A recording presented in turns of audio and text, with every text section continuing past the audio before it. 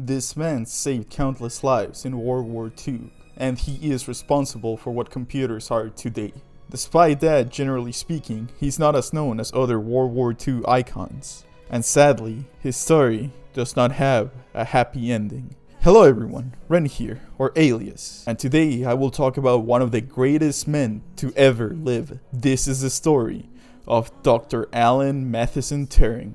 Alan Turing was born June 12, 1912 in Maida Vale, London. He attended private schools in his early age due to his family's high status. His dad was a high-ranking government official. He was recognized for being a genius at the schools he attended. He was so dedicated to school that when public transportation was unavailable due to the 1926 general strike, he was so dedicated to school that when public transportation was unavailable due to the 1926 general strike, he rode his bike from Southampton to Sherborne, 60 miles, so he wouldn't miss his first day of school at Sherborne boarding school. He even arrived on time, that goddamn mad lad. He then befriended Christopher Morcom at boarding school. Morcom would become Turing's closest friend and even first love.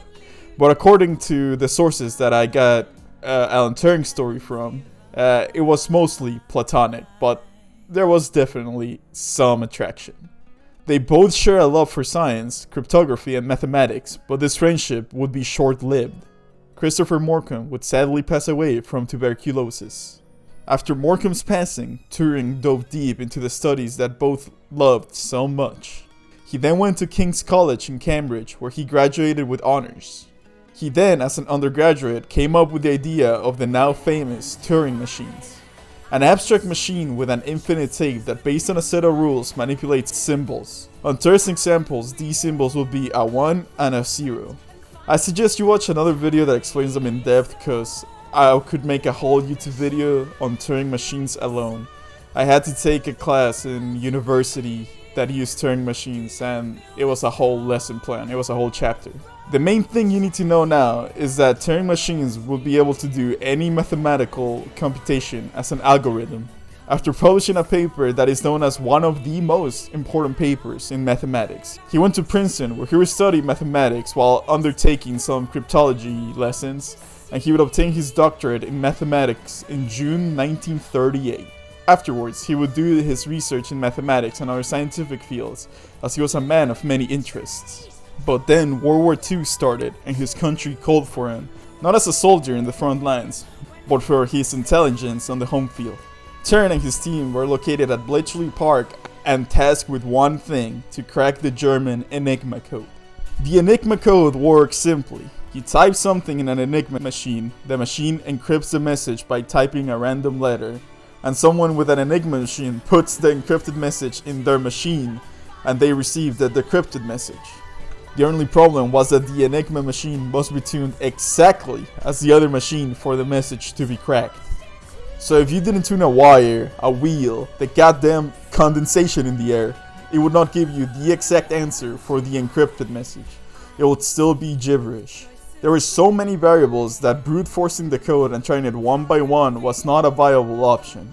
Until Dr. Turing and his team decided to create a machine that could run through multiple codes at once. The bomb, spelled with an E at the end. The bomb would use logic to see what the configuration would be. For example, a lot of German code had similar starts, something like deer in letters. The machine would then try to crack the code for the letter D and try the configuration until it spotted out the EAR. With deer cracked, the rest of the message would be cracked, and they could decrypt all encrypted messages they would receive with that same encryption. This is a highly simplified version of it. I suggest you watch another video on how the Enigma code worked. It is truly fascinating. The messages they would decrypt will be extremely high level from high-ranking German officials, even from the dictator himself. Turing did not achieve this alone. His whole team was composed of some of the greatest minds the Allied forces could put together. Now, there has been a movie made about Alan Turing, the Imitation game. But unlike the movie, Turing was actually really sociable. He would hang out with the team, exercise regularly to clear his mind. He wasn't some genius that no one understood.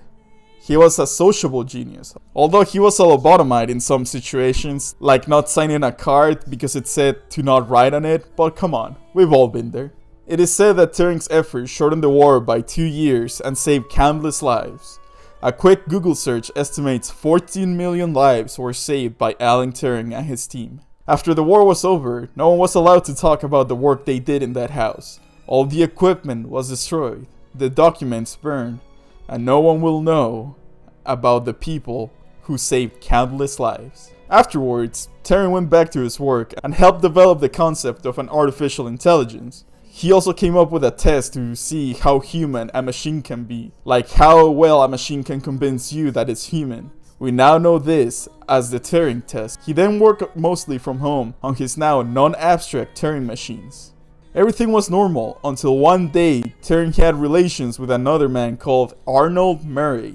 Things were fine until Murray and an acquaintance burglarized Dr. Turing's house. Dr. Turing reported to the police, where he admitted that the man who he had relations with broke into his house and stole valuables. Now, this is mid-20th century. People aren't as open-minded as we are now. So Alan Turing and Murray were arrested for gross indecency, as being a homosexual back in those times was a crime. Dr. Turing and Murray had two options: prison or chemical castration. Murray chose prison, and Alan Turing chose the latter, as he still wanted to work on his machines from home. This process involved estrogen injections which made breast tissue grow, render him impotent, and reduce his libido. And in June 7, 1954, a year after his estrogen injections were over, Dr. Alan Turing would be found dead in his house in Adlington Road, Winslow, by his housekeeper. Cause of death: cyanide poisoning. Now, there's two main theories at this time for the cause of death. The first theory is that Dr. Turing's treatment by his own government after saving countless lives was so unjust, so barbaric, that it drove him to suicide by eating a cyanide-laced apple. Snow White was his favorite fairy tale after all. This is disputed due to the apple never being tested and Dr. Turing not leaving a suicide note. His treatment was barbaric by the government, but evidence shows that it wasn't planned, and Dr. Turing was not an erratic, non-calculated man that could do something like this spontaneously. But we'll never know. Now, the second theory is that it was an accidental cyanide poisoning. You see, Dr. Turing liked all fields of science. Chemistry was something Morecambe and himself would enjoy doing together. Dr. Turing had a room in his house that would work as a pseudo-lab, where he used potassium cyanide to melt gold, so his silverware would come out gilded. As cautious as he was, like wearing a gas mask during hay fever season, he could have overlooked the cyanide fumes he was inhaling while melting the gold. He was overly careful in some aspects, but overly cavalier in others. He did try to strap an engine to his bike to create a motorcycle. Whatever the cause is, it is a tragic tale. A man who gave this world so much, whose Turing machines we now know as computers, who invented the field of study that I graduated from, computer science, to be treated by his own country with such callousness under such an absurd charge. It's truly infuriating to hear how his story ended. And it wasn't until August 14th when the former Queen of England herself, Queen Elizabeth II, gave Dr. Alan Turing the pardon, a pardon that was long overdue. Dr. Turing may be long gone, and who knows how far computers would be today if he kept working in the field. He is the man who saved the world, a man who did not get the recognition he deserved while he was still alive. The man who saved countless lives, one of the greatest unsung heroes whose work still influences us to this day. A man who is so recognized on his field, the most prestigious award in computing has his name. A man whose accomplishments and achievements will always live forever. The one and only, the irreplaceable, Dr. Alan Mathison Turing.